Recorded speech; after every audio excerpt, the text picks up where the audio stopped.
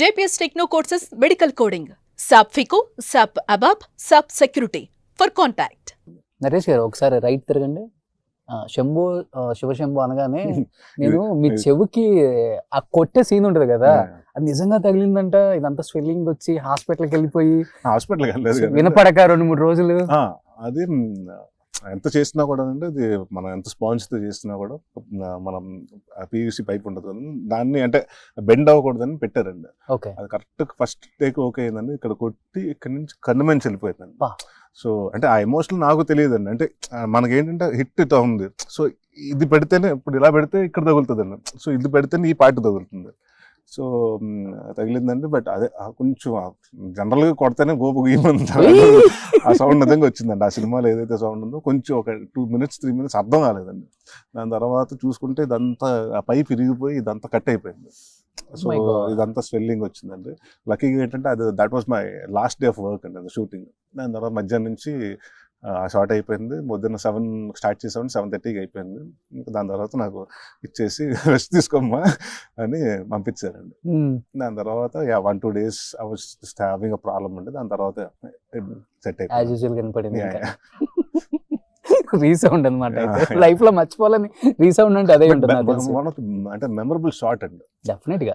నాకు థియేటర్ లో ఇప్పుడు కూడా చూసినా కూడా అంటే మనం కొన్ని గుర్తుండిపోతాయి కదా, బాగా చేసాం, అంటే బాగా వచ్చింది షాట్ అని.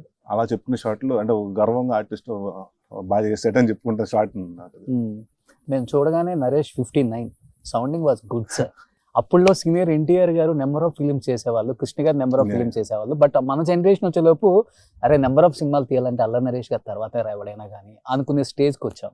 ఈ 59 అనగానే మీ ఫీలింగ్ ఏంటి? బట్ 50 తర్వాత సౌండ్ కొంచెం నెంబర్ తగ్గుతూ వచ్చింది అనే దానికి రీజన్ అంటే ఏమని చెప్తారు?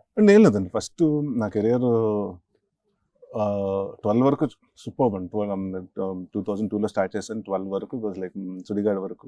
దాని తర్వాత ఏమైందంటే after Sudigadu become a blockbuster, people started expecting much more comedy. నేను కూడా ఏం చేద్దాం అనుకున్నా, కామెడీలో కొత్తగా ట్రై చేద్దాం. నాకు యాక్షన్ 3D చేశాను, లడ్డు బాబు లాంటి ప్రాస్థెటిక్ వేసుకుని ట్రై చేశానండి.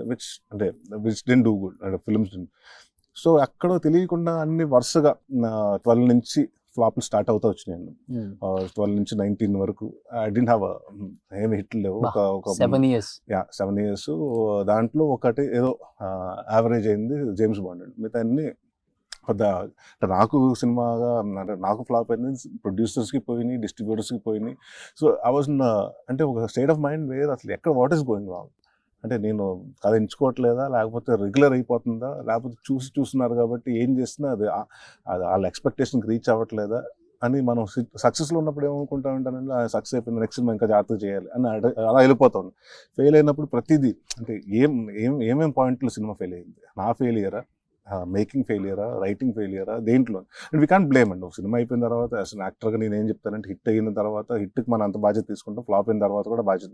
ఎవరైనా గన్ పాయింట్ పెట్టి నువ్వు సినిమా చేస్తావు చేయవని బెదిరించలేదు, మనం ఇష్టపడి చేస్తాం. సో ఒకసారి మనం అనుకున్న ఒక 5-6 కలిసి డిసిషన్ తీసుకుని ఒక 6 కోట్ల మందికి నచ్చాలి అంటే అది ఒకసారి వర్కౌట్ అవుతుంది, ఒకసారి వర్కౌట్ అవుతుంది.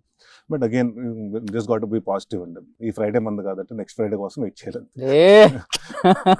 బట్ గాడ్ గ్రేస్ ఏంటంటే అల్ల నరేష్ గారు అంటే మినిమం గ్యారంటీ ఉంటుంది మూవీకి చాలా వరకు. అది ప్రొడ్యూసర్స్కి ఎప్పుడు కూడా ఆ పాయింట్ ఆఫ్ వ్యూలో ఆలోచిస్తారు, తీసేయండి అల్ల నరేష్ గారు అంటే గ్యారంటీ ఉంటుంది, వచ్చేస్తారు అన్న ఫీలింగ్ ఉంటుంది. బట్ ఆ 7 years హాట్ పీరియడ్ అన్నారు కదా, ఆ మహర్షి వచ్చే వరకు, మహర్షి హిట్ తర్వాత కంప్లీట్గా అల్ల నరేష్ గారి మీద అప్పుడు దాకా ఒక సెట్ ఆఫ్ ఆడియన్స్ కూడా ఒక్కసారిగా టర్న్ అయిపోయారు. మళ్ళీ 7 years హాట్ పీరియడ్ లో ఎప్పుడైనా ఫీల్ అయ్యారా సార్? ఏంటి ఫ్లాప్లని 7 years అంటే మీ ఫీల్ అవటం అంటే పవన్ కళ్యాణ్ గారికి అదే జర్నీ చూసాము, సినిమాలు ఫ్లాప్ అయితే డెఫినెట్ గా ఫీల్ అంటే ఉంటుందండి, ఆ బాధ అయితే ఉంటుంది. బట్ నాకు అక్కడ దానికంటే మోర్ పెయిన్ఫుల్ ఏంటంటే ఒక స్టేట్మెంట్ అండి, అదే I don't know where it started and all these things. అంటే జనాలు అంటే బయటకు వెళ్తుంటే జనం అంటే నార్మల్ ఎవరు కలిసినా కూడా ఎవ్రీ సెకండ్ థర్డ్ పర్సన్, మీ నాన్నగారు ఉంటుంటే బాగుండేది ఆయన కెరియర్, ఆయన లేకపోయిన తర్వాత నీకు ఫ్లాప్లు వచ్చినాయి. సో ఎవ్రీథింగ్ అంటే ఆ ఫ్లాప్ల కారణం ఆయన లేకపోవటం. అంటే నేను సరిగ్గా చూస్ చేసుకోవట్లేదు, నా చాయిస్ ఆఫ్ సబ్జెక్ట్స్ కదండి. నేను ఆయన ఉన్నప్పుడు గమ్యం నేనే చూస్ చేసుకున్నాను, నాకు అదన్నీ నేనే విన్నాను, ఏ రోజు ఆయన వినలేదు.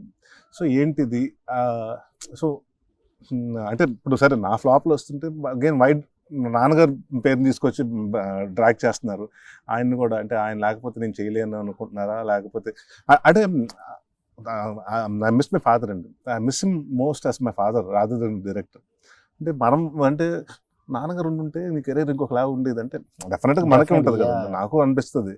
కానీ అది అంటే నువ్వు డెసిషన్ సరిగ్గా చేసుకోవట్లేదేమో. అందరూ ఏమనుకున్నారంటే నా ఫాదర్ ఉన్న రోజులు ఆయనే నా సినిమాలన్నీ నా స్క్రిప్ట్లన్నీ ఆయనే సెలెక్ట్ చేసుకుని చేసి ఇచ్చే అని చెప్పేవారు అనుకుంటున్నారు కదా.